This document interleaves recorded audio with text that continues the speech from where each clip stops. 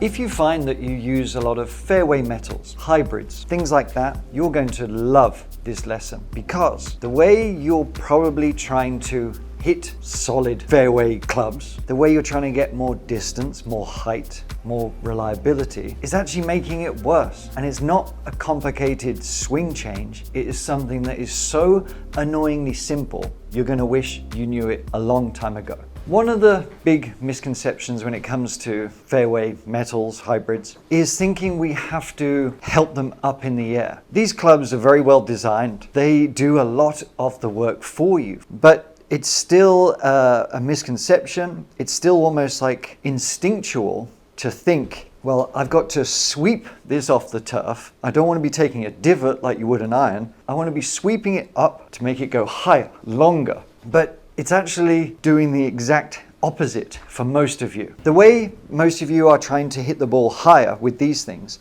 you're putting it further in your stance, going further forward here, thinking I'm going to stay behind it, I can now swing up on it a little bit and get that sweeping action. It's kind of crazy what happens when we do set up with the ball further forward. What actually happens, we do a few things. Because it's further forward, we have to sort of chase it a little bit, meaning that we kind of push the hands a little bit further forward, which is going to create less dynamic loft. That's also going to create another factor, which is trying to find it a little bit too much here, and then we try and lunge the body a little bit too much. Both of those things are going to affect what's called dynamic loft, meaning how active the angle of the face is to striking the ball to getting it up in the air. And when you have the ball further forward, it also has negative effects for the type of mechanics that you want.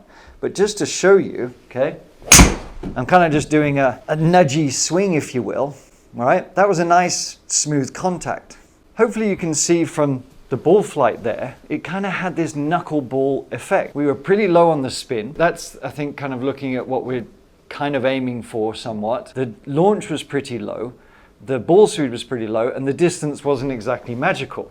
Okay, I'm only just doing a nudgy swing, but this is not very successful when it comes to either trying to land it on the green from a good distance away, because it's not going to stop because we've got that sort of shape where it's knuckleballing. We want it to have a more penetrating ball flight, but we want it to go a little bit higher and have the spin that's going to keep it on line and stop a little bit quicker and give us more distance. So having the ball position too far forward, it only really applies to a driver, and not always the case, because that's the only one we want to be hitting up on. So where do we want it?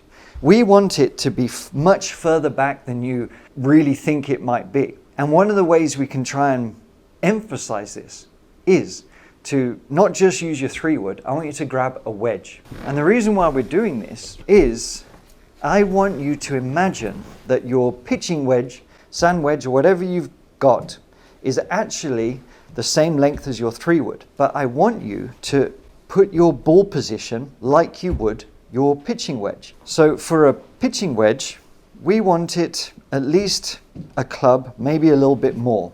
We want it just left of the sternum or my zipper here, okay? That's a vague benchmark, but that's where I would have my pitching wedge, somewhere like this, right? Now, if I want to put my 3-wood here, if I want to put my 3-wood in the same position, that's going to feel quite awkward. But if I stand further back, okay, trying to keep everything in the same kind of alignment here, you can see now that the ball is much further back than it was. But what's this going to do? This is going to help us in a couple of ways. For one, it's going to stop that lunge and chasing forward. It's also going to stop that feeling of having to try and help it up as well. Because what you'll notice is by having the ball further back here, at least dynamically, you know the ball is further back. So you'll have actually an intention, instead of letting the arms sort of push forward this way and stalling the body, you will have an intention that makes you almost release the club a little bit earlier so you can catch it at the right time without the too much sort of shaft lean, which is what you're actually doing when you put it further forward. When you're practicing, it's always really good to just try and calibrate yourself with alignment sticks and find some kind of benchmark and a foundation that we can continue to work on. So I want to have the ball just about left of my sternum, and that's going to feel quite far back to begin with. However, even with a little pudgy swing where we're just nudging it forward, okay, we're going to get a lot more strike compression, we're going to get more spin, and it is not going to have as much dip. It's going to have a more penetrating flight. Because we don't have to fix anything in the technique as much, you instinctively will adapt and adjust to improve your release, to have more power where you need it at the bottom instead of trying to push everything through. And you can see up here,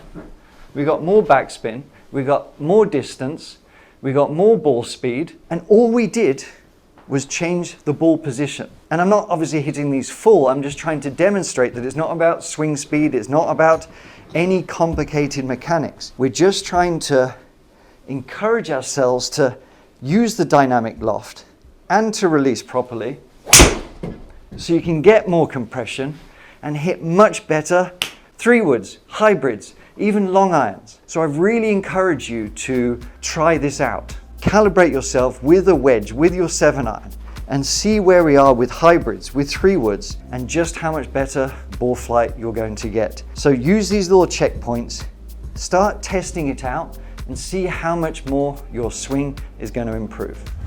If you want to get a little bit more speed out of your fairway woods, then this lesson is going to really help that.